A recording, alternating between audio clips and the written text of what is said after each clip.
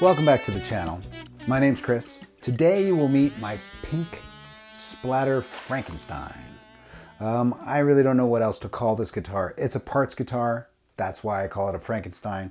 Pink splatter because, you know, it's got this red and cream splatter finish. So that's what I would call this guitar. I've owned a lot of guitars in my life. The ones that I keep and the ones that I still have are all really, really special to me. They mean something to me. It's why I've kept them for so long. And so each one of them has a story. And today I'm going to tell you the story of this guitar, which is unique and interesting. The story of this guitar specifically starts in the early 80s. It was 81 maybe. I went into a guitar shop in Northridge, California, which is a suburb of the San Fernando Valley. A little shop, you know, not a dealer of any sort, just lots of parts guitars. They did some repair. You could go get strings there. They had used amps. It was one of those types of stores. And I went in there with a friend of mine, a great friend of mine, a great bass player. And on the wall was hanging this Charvell DiMarzio parts guitar, which was a beautiful blue Explorer, bolt-on neck Explorer with a sort of an ocean blue finish. It was striking and gorgeous, like a beautiful guitar. And I bought it immediately because it was just, I had to have it. I couldn't stand it. It was one of those things, you know, you see something you just have to have. So I bought the guitar. And it became sort of my main guitar for a long time. I was a young lad, maybe 19 or so, and into heavy metal. So it really suited my needs as a flashy looking guitar. Had a great neck, DiMarzio neck with a very, very flat radius and a very slim profile. So it was very fast and easy to play. And so I gigged with that guitar for years and years, mostly in Arizona. Phoenix and Lake Havasu City was where I was living at the time. So not, you know, a lot of highbrow gigs, but really, you know, it was the very dawning of my career. You know, that was the first time I was playing live gigs was with this guitar. It had a Kahler tremolo on it, which, as I reflect, was possibly the worst piece of gear I have ever owned. Just a terrible bridge. It was easy to intonate, but as a tremolo bar, it had a very limited range, a very sort of soft feel to it, and it had brass saddles, so it was a sustain robbing. It was terrible. So eventually I soured on this, and I pulled it out, and I wanted to put a Floyd Rose on this Explorer, but there was already a bunch of horrible routing for the Kahler, and it really wasn't going to work. So I decided to sort of abandon this guitar, and I took the neck off and decided that I would mate this neck. This is the neck from that guitar, with a Strat style body, sort of a Frankenstein style body. But I didn't necessarily pursue it. I had bought a Les Paul Jr. And I had another Les Paul. So I had guitars that I could use, and I just put this neck in the closet and I said, you know, someday something will happen, right? I'll run across a body. I'll keep this on the side but I just let it sort of go to sleep. A few years later, I was in another guitar shop. This one was in Santa Monica, California, which is a suburb south of Los Angeles, right on the coast. Another sort of hole-in-the-wall guitar shop, but more of a custom guitar shop. This guy was like a builder. The guy who owned the shop was a builder. Anyway, I go into the shop, and hanging on the wall is this body, along with another one that's blue, and then a second red one, all in a line. No neck on it, nothing on it, just the body. And I took one look at this, and I was like, it was another one of those moments. I have to have that. This is the coolest looking thing I had ever seen at that point. So I said, I really, really want one of those. So he brought all three down, put them on the counter, and I was looking at him and looking at the finish and sort of going, is this the one I want? Looked at the blue one, thought, you know, I really want a red one. So he put the blue one back. I took these two guitars and sort of A-B'd them, the bodies. Which one? I spent, you know, maybe 15 or 20 minutes like really going over them. And I said, all right, I'll take this one. He's like, okay, great. So he puts the other one away. It's like, all right, it's $250 or 100. I don't remember how much it was.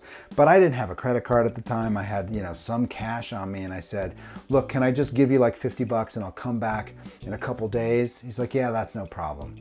But you're going to come back, right? I said, yeah, sure. So we filled out the paper. I gave him $50.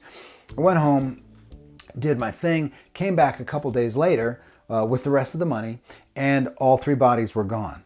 And I was like, hey, whoa, I put this body on layaway. Here's my little slip. You know, where are they? He's like, yeah, no problem. Don't worry about it. Brings the body out, puts it on the thing. I'm like, oh, thank goodness, right? So I'm paying, and we're wrapping up, and I said, so what happened to the other ones? He said, funny you should ask. Right after you left, I don't know, these are his words.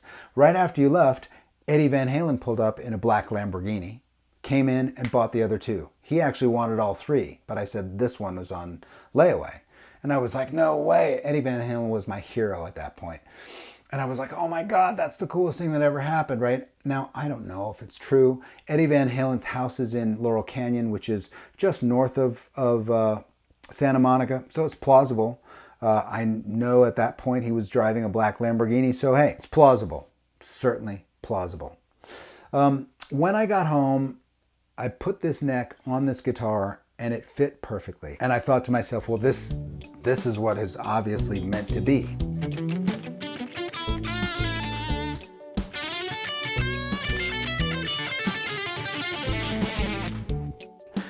So after that, I went out and I bought a bunch of parts for it. I bought this Floyd Rose. You know, the Floyd Rose is a great bridge.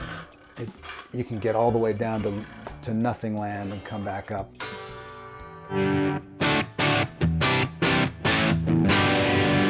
And it stays in tune, which is great. Got some black knobs on here. When I put the neck on, it was blue, so I pulled it off, stripped the finish off, painted it clear, painted the front black, got some black tuning pegs for it, and put some pickups in it. This is a Seymore Duncan Alnico 2 Pro. It's an okay pickup. It's not my favorite, but when I play this guitar, it's usually with a decent amount of gain, so I don't need anything that's super articulate back here. It does the job.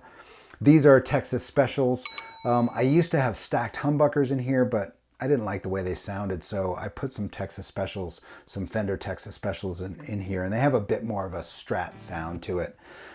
Originally, I'd had what was called a star switch right here for a pickup selector. This was like an electronic switch that would allow you to access a few more positions out of the pickup combinations that you couldn't get with a 5-way switch. So I put that in there for a little while. It eventually broke on me, you know, just stopped working. So I pulled it out and stuck a regular 5-way in here, which just gives you sort of more classic, you know, sort of position selection for pickups.